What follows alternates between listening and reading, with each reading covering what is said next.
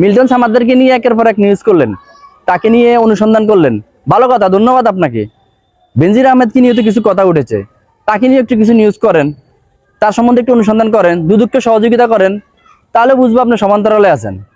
আরে ভাই, যে সমাজে সদ্য ভূমিষ্ঠ হওয়া শিশুকে ডাস্টবিনের পাশে ফেলে দেয়, যে সমাজে ছেলে মেয়ে কানাডা আমেরিকায় থাকে, বাবা মা দিনের পর দিন পড়ে থাকে আশ্রমে, যেখানে বিশ্ববিদ্যালয়ের অধ্যাপকের বাবা স্থান হয় আশ্রমে, 6 বছরের মেয়েকে দর্শন করে 60 বছরের বিদ্যা, সেই সমাজে মিল্টন সামাদ্দারের মতো লোকেরা ভয়ানক প্রতারক হতেই পারে। এটা কি স্বাভাবিক বিষয় নয়? এটা তো স্বাভাবিক বিষয়। বর্ষাকালে আপনি কাদার জন্য রাস্তা দিয়ে হাঁটতে পারেন না, একটা মানুষ আপনার রাস্তায় হাঁটার জন্য ইটের সোলিং করার ব্যবস্থা করে দিল, আপনি আবার বলবেন নিজের টাকা কি করছেন কিনা? করছে তো সরকারি বরাদ্দ থেকে। আবার বলবেন বরাদ্দ তো ছিল 1 লক্ষ টাকা, কাজ তো করেছেন 90,000 টাকার।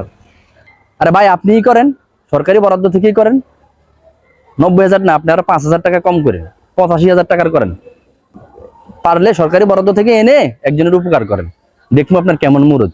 নিজে তো পারবেনই না, উল্টো যে মানুষটা করলো তার সমালোচনা করে তার মনটাই নষ্ট করে দিলেন, তখন উনিও বলা শুরু করবে যে কাজ করে কি লাভ, উল্টো তো বদনামি হয়। আরে ভাই, সমালোচনা করা খুব সহজ, কাজ করা খুব কঠিন। মসজিদ মাদ্রাসায় 20-50 টাকা দান করে মনে করেন নিজের দায়িত্ব শেষ। একটা ভালো কাজ শুরু করে দেখেন না, কতজনকে পাশে পান, কতদিন যাবত চালিয়ে যেতে পারেন, দেখবেন কেউ পাশে নেই।